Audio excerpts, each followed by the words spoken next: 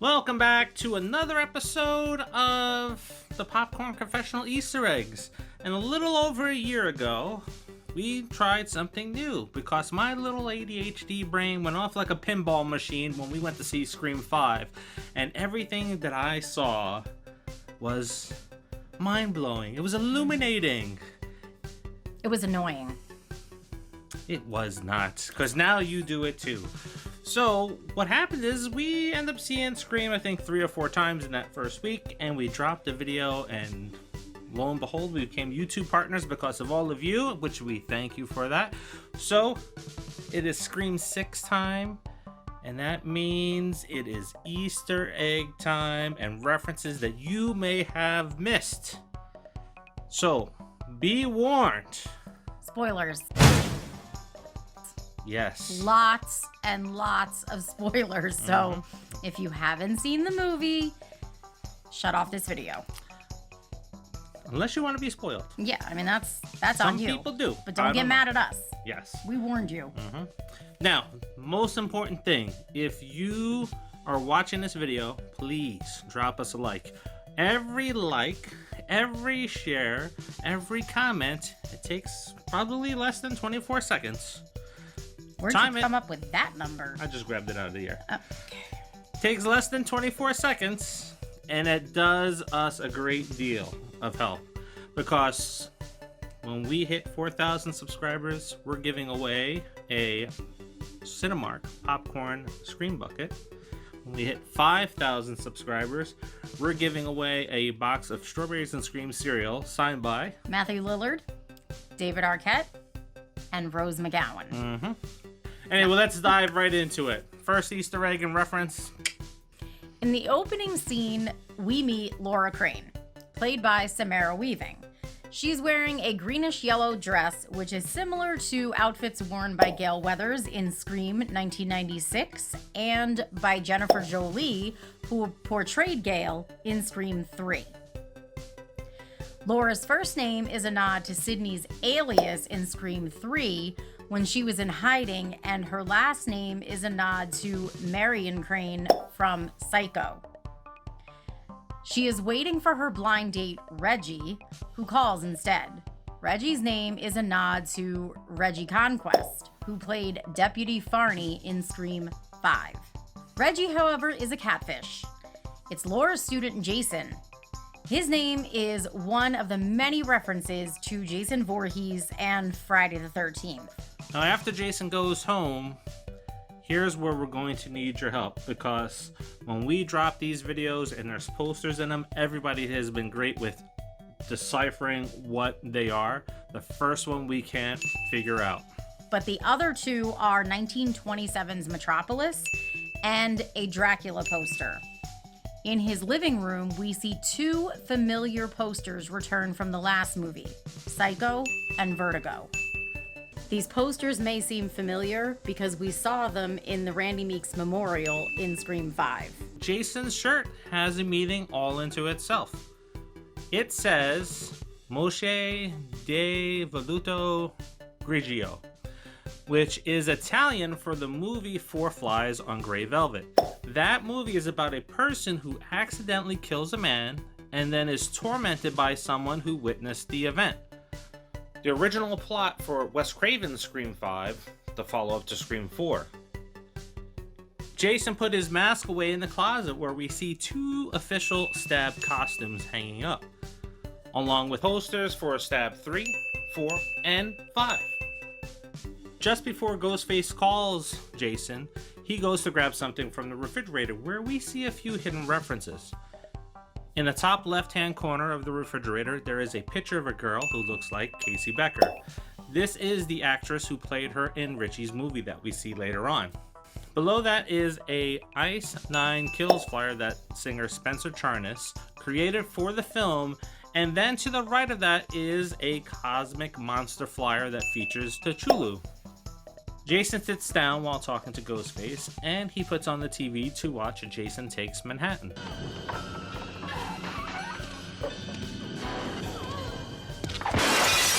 Above the TV is a set of Ghostface nesting dolls. Not the ones that you can get from Etsy. This This is not the only time that I've noticed collectibles in this video. In fact, maybe to the right of it is a couple of NECA Ghostface figures or something like that. We then see two posters in the living room, one for Stab 1 and one for True Crime Podcast, the last podcast on the left. When Jason goes to look for him, we see a poster from another podcast, We Hate Movies.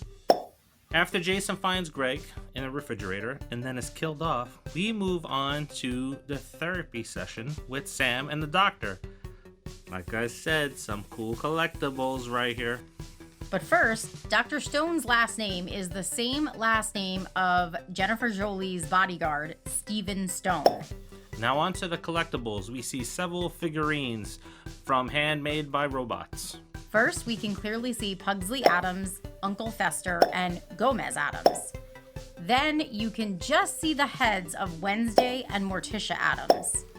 This is our first reference to Jenna Ortega's TV show, Wednesday. There's one last figure which is a bit out of place. Leatherface from Texas Chainsaw Massacre. Yeah, like I have no idea why. He's just a fan? I guess so. You have the whole entire Addams family line up there, and then you just toss in Leatherface right to the side of them. I mean, I guess you can't explain what one's...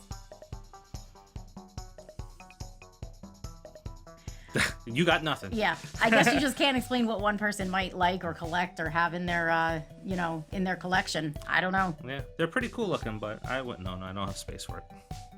After Sam leaves the doctor, she unknowingly passes the Ghostface crime scene, which takes place in the Elm Court building, a subtle nod to Nightmare on Elm Street.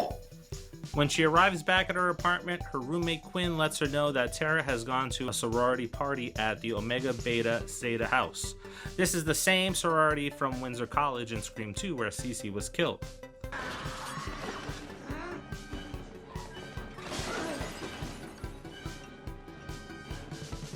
Now there is a painting that is on the wall, and it appears to be modeled after the famous painting of the farmer and his daughter, not his wife. I think it's a Mandela effect, because I always thought it was an old woman in the painting, and when I looked at it recently, it is a young girl. And I'm positive it's an old lady. It's not anymore. Then they changed it. The painting title is American Gothic, which is a bit of a wordplay for the house behind them. See, the house's architectural style is known as Carpenter Gothic. A deep dive Easter egg, if you ask me. At the party, we see lots and lots of references. So much so that we're going to end up combining this list with the list of costumes that we see on the subway train, because what we're going to do is we're going to categorize them and how they relate to Scream or how they don't relate to Scream. Costume designer Avery Plews and directors Matt Bettinelli Oplin and Tyler Gillette went to extra lengths to pack more than 50 Easter eggs in this scene and then on the train. Plews created over 200 costume designs. That's a lot for this film. So first, let's start with the Wes Craven tributes. I hope Plews got paid well. That's a lot of costumes. That is a lot of costumes. That's insane. Here's the cool thing about this. This is all confirmed. It was done in an interview. I had found some of these costumes that are out there. And then once I knew the list and I started looking for them, the third time that I saw them, it's like, oh yeah. And I started picking them out. So we'll name them all, and maybe the next time that you watch it, you'll get to see where they're at. We have Sadie from 1972's Last House on the Left, a character from Deadly Blessing. Freddy Krueger from Nightmare on Elm Street, which I think we all saw. Samantha Pringle from Deadly Friend. You have Horace Pinker and Allison Clemenson from Shocker. And then we have the daddy and child from People Under the Stairs. We have Preacher Polly and Detective Rita Vader, vampire in Brooklyn. Then we see someone wearing a number 10 jersey, which is the same jersey that not only Tatum wears in Scream 1, but also Glenn in Nightmare on Elm Street. There are several people dressed in celebrity costumes like Jennifer Lopez, Gloria Steinem, David Bowie, Julia Fox, Ruth Bader Ginsburg, Andy Warhol, Klaus Nomi, Angela Davis, Orville Peck, Spike Lee. Then we have Michael Jackson rocking his silver glove, and then Britney Spears in the schoolgirl outfit. Some of the crew got in on this as well. Co-director Bettinelli Olpin dressed as Kurt Cobain, while Gillette wore a fake butcher knife in his head. Scream 6 cinematographer Brett Jukowitz wore the grabber's mask from Black Phone, and then William Sherrick did not wear a costume, but his daughter did. She dressed up as Eloise. From Last Night in Soho? No, Oh. the cartoon character Eloise. No, that's not as fun. Now, the Scream/horror universe references we see are Michael Myers and Dr. Samuel Loomis. Loomis, as we know, is the namesake of Billy Loomis from Scream. A person dressed as Casey Becker. Shaun from Shaun of the Dead, which is also a nod to Scream 4 when we see Kirby is watching that movie. The Babadook, which Tara mentioned as one of her favorite films in 2022's Scream. Sherry, played by Lucy Hale from the Stab 6 opening. Grace Ladomas from Ready or Not, whose part was played by Samara Weaving. A girl dressed up as Wednesday Addams, another nod to Jenna Ortega's TV show. Subscriber The Game Center spotted Mojo Jojo from the Powerpuff Girls walking up the steps in the train station. Mojo is one of Roger Jackson's many characters that he does voices for. Moving on to the horror and movie themed costume. We see Jason Voorhees from Friday the 13th. Alan with baby Carlos strapped to his chest from The Hangover. Someone wearing a mask from the movie Eyes Without a Face. Melanie Daniels from the movie The Birds. A person is wearing the original butcher's apron and gloves that Debbie Harry wore in Videodrome. Maverick from Top Gun. A nice little hidden one is Alice, Sweet Alice, in her raincoat and mask. Pinhead from Hellraiser, Chucky and Tiffany from Child's Play. Sonic the Hedgehog. Kyoko from The Grudge. The Handmaids from The Handmaid's Tale television show. The Tethered from Us. Someone wearing the flower dress from Midsummer. Emerald Haywood from Nope. The Nun from the Conjuring universe. Now we dive into Stephen King references. As we see one of Pennywise's red balloons being held by Georgie, who is sporting his yellow raincoat. Isaac from Children of the Corn. Carrie, Brady twins from The Shining. Forever and ever and ever. And finally, for Stephen King, Doc Halloran. Now, there are some key ones in the sorority house as well. So let's start with the house itself, where we see a guy in a toga costume. He's coming down the steps inside. To his left, we see a one-way street sign pointing up the steps. This is a nod for Animal House. Tara is dressed up like a pirate, which is a reference to Matt and Tyler's short film on the movie VHS, along with a person dressed up like a teddy bear.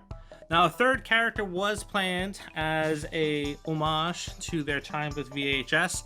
That person was supposed to dress up as the Unabomber, but fortunately got COVID. We see a girl dancing in a Hogwarts uniform at the party. She's actually dressed up as the female version of Harry Potter. Ethan is wearing a cardboard suit of armor like a knight. It's a reference to a little indie horror film called The Murder Party, and that was directed by Jeremy Saulner. We meet Date Rape Frankie. Oh, I hate Date Rape Frankie. As Chad lovingly calls him. He is dressed up as Joel Goodson from Risky Business. Big shocker. We fast forward ahead a little bit and we're going to jump into Tara's room, and on her wall is a poster for Ed Ryan's band featuring Bonnie Curtis. Bonnie Curtis is the producer from Saving Private Ryan. Tara changes into a white and black striped shirt, the same one that Jill Roberts wore in Scream 4. On the couch in the other room, we see Mindy sitting with Annika eating popcorn out of a Jiffy Pop container, a nod to Casey Becker from Scream 1 when she is cooking Jiffy Pop on the stove. I wonder how many people actually know what Jiffy Pop is anymore. You know what Jiffy Pop is? Leave it in the comments. Jiffy Pop was the most awesome just because you got to hear it pop and like see the foil rise up. The worst thing is when it was the defective one and then to do nothing. Yeah. Annika's last name, Kyoko, which is a play on the spelling of Kyoko's name from The Grudge. After the news breaks of the murders of Jason and Greg, Detective Bailey calls Sam and tells her that she has to come down to the station because he found her driver's license at the scene. The address on the license is 2419 Solar Drive, Los Angeles, California.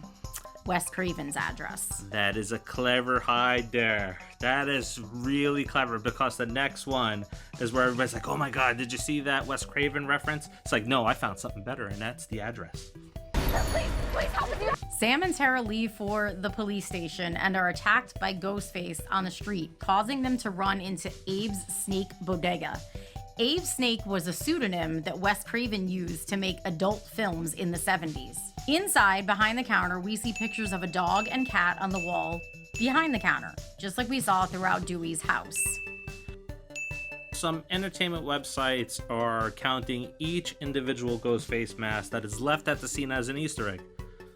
It's a plot point, so we're not counting any of those Ghostface masks. Now let's jump forward to the scene where Sam and Tara leave the police station. Gail confronts the Carpenter sisters in the crowd of news reporters and quickly dodges a punch from Sam. I find this funny because if you missed it, go and take a look at an Easter egg video we dropped during Scream Month last month, which was on Gail's website. And on Gail's website, it says the best ways to treat a black eye. This is a part of that list. Yes, it is. Now, while Sam missed, Tara didn't. And we found out that Gail has written another book attacking the victim's character, Sam, just like she did with Sidney in the original Scream. Another reason why I don't like it. She's back to her villainy ways. Before Sam and Tara leave in a cab, Gail reveals that Sidney and Mark have gone into hiding with the latest murders. We arrive at Dr. Stone's house where he's eating ice cream and watching the invasion of the body snatchers. You fools, you're in danger! Can't you see? They're here already! You're next! This is another poster hanging up in the Meeks home in Scream 5. On his entertainment center is a VHS tape with the logo for the YouTube channel Dead Meat, whose podcasters Chelsea Rebecca and James A. Janice were in Scream 5 reviewing the latest Stab movie. When Ghostface knocks at the door, we hear the same audio score used in the film X, which was performed by director Ty West. Jenna Ortega also had a role in that film. West previously worked on VHS, the movie, with Bettinelli Open and Gillette.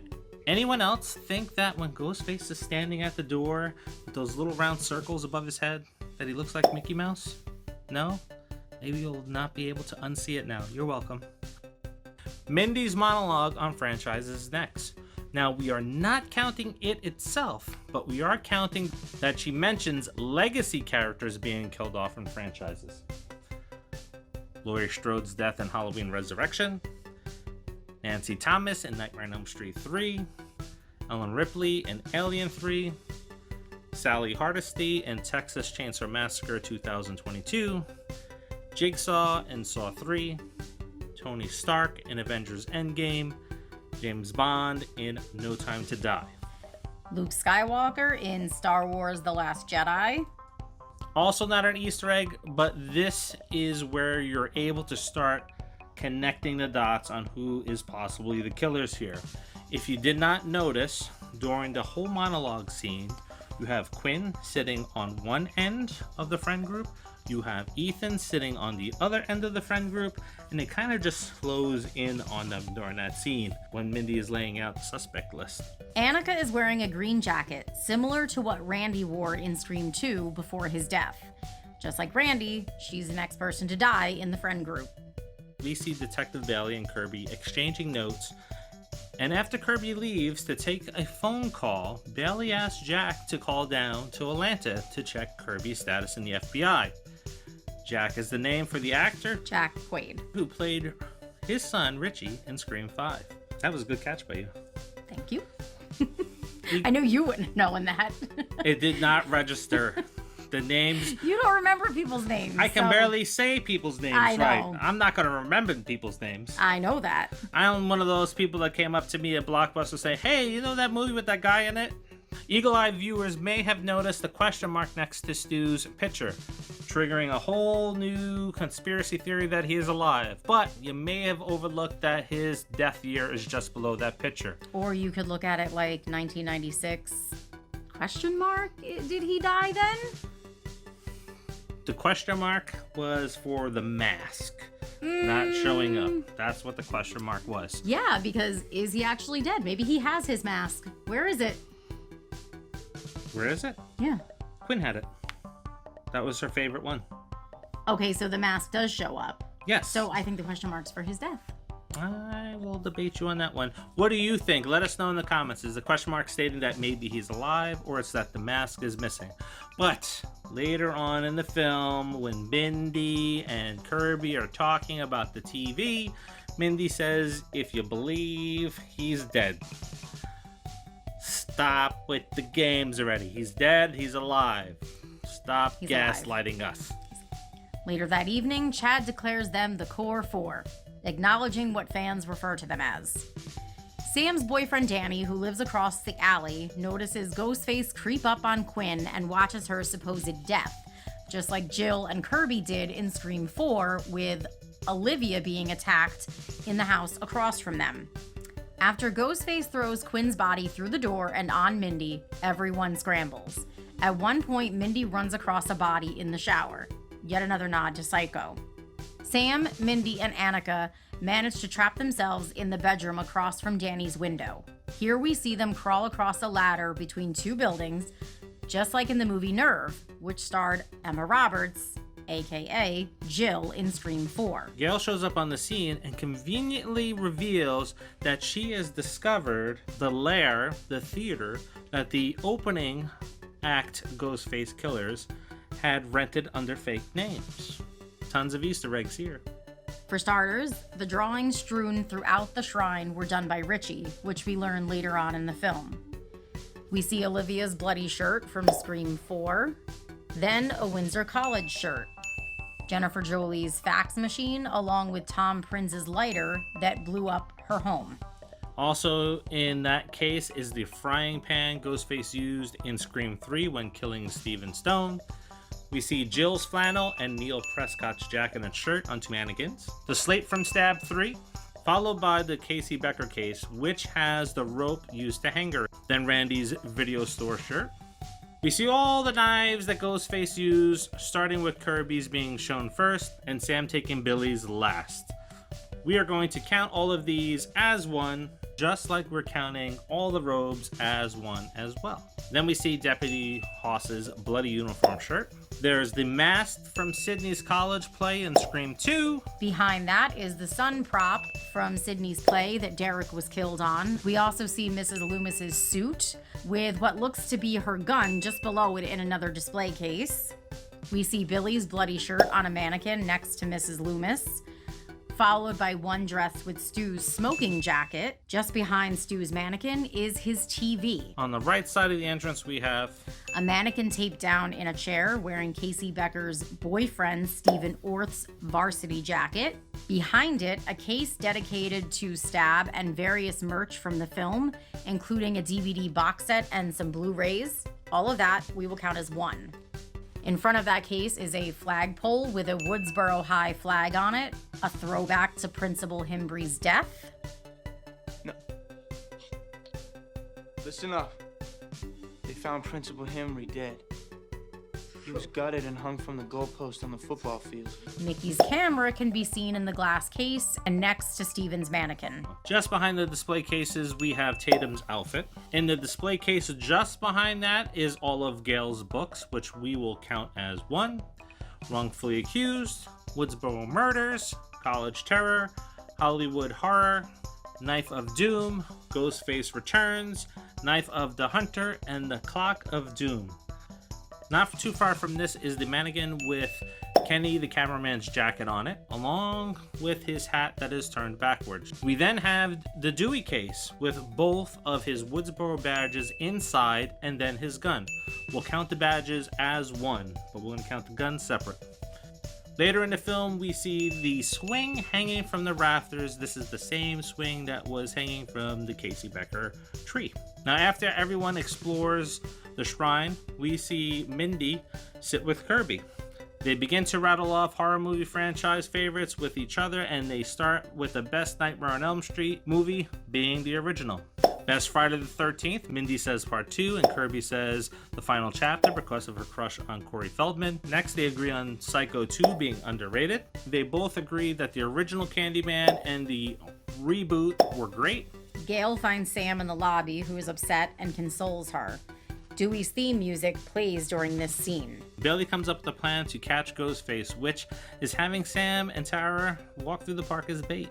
The park where they are, we see a person with a Killer Clowns from Outer Space mask on. Mindy, Chad, and Ethan are in a nearby van with Kirby.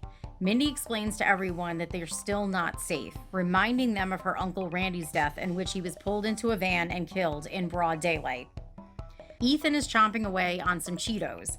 This is something we saw Kenny do in Scream 1 when he and Gail were staking out Stu's house. Now, without fail, Ghostface calls Sam and he stays on the phone just long enough, which we found out is just 15 seconds, for Kirby to be able to trace it back to an address.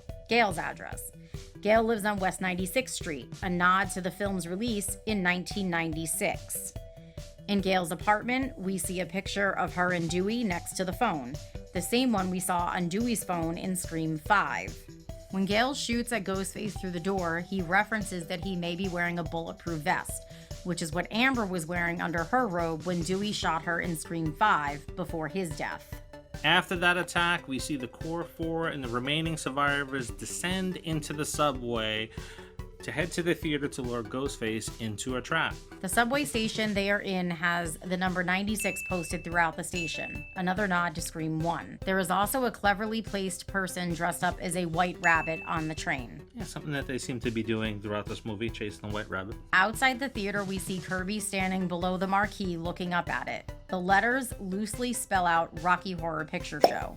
Once the Core 4 arrive, they spread out inside.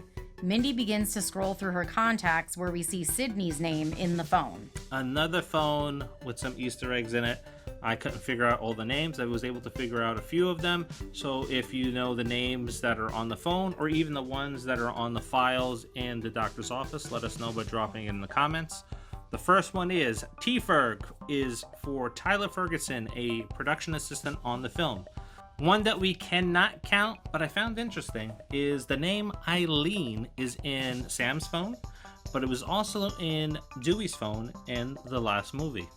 If anyone knows it, just let us know. In the theater lobby, we see several of the stab posters, all being counted here as one. Now, after being attacked in the lobby, we see Chad and Tara run back into the shrine, where they encounter another Ghostface. During the fight scene, we see Chad use Kenny the cameraman's shoulder camera as a weapon to knock out Ghostface. When Detective Bailey arrives at the theater with his gun drawn on Kirby, who also has her gun drawn on him, she yells out to turn around when she notices Ghostface walking up behind him, just like when Sydney noticed Ghostface walking up behind Billy in Scream. Only this time around, Kirby gets shot instead of Bailey getting stabbed as a red herring kill like Billy was. We get our Ghostface reveals, one which we already talked about being in Quinn, and she says, "You didn't see that one coming," just like Mickey said to Sydney and Gail Nice twist, huh? Didn't see it coming, did ya? when revealing Miss Loomis in Scream 2. Only Mickey said it a lot better. Yeah, well, it's Timothy Oliphant, so. After Sam and Tara fend off Quinn and Ethan, we see Bailey looking for Sam and have the tables turn on him, where he is called by her using a voice changer and then attacked by Sam, who is wearing the robe and mask just like Sydney did in Scream 1 when she burst out of the closet with the umbrella and stabbed it into Billy's chest. After stabbing Detective Bailey to death, Sam and Tara walk through the movie screen while Richie Film rolls the credits, with it directed by Richie Kirch in red font, just like the Twin Peaks ending. We then hear the Red Right Hand song playing, which is no longer a reference, I think. I think it's now commonplace for this to be in the film, so we're not going to count it. Somehow Ethan survived the knife into his mouth and run towards Sam and Tara, only to have a TV tossed on his head, causing him to fall to the ground with it on his head, mirroring Stu in the first Scream. And finally, we hear Kirby say that she saw it in a scary movie once, which is a reference to Stab 1. So when they released the interview in Variety that we talked about in our previous video, where they say, hey, her saying that is to kind of put the nail in Stu's coffin, saying that he's dead because the TV killed Ethan. I don't buy it. No. Ethan ate a knife. Yeah, and He shouldn't have been able to get up, period. no, I mean that knife had to hit the back, right? So that had to hit like his brain stem. It had to. He should have been paralyzed. Yeah, I'm not buying it.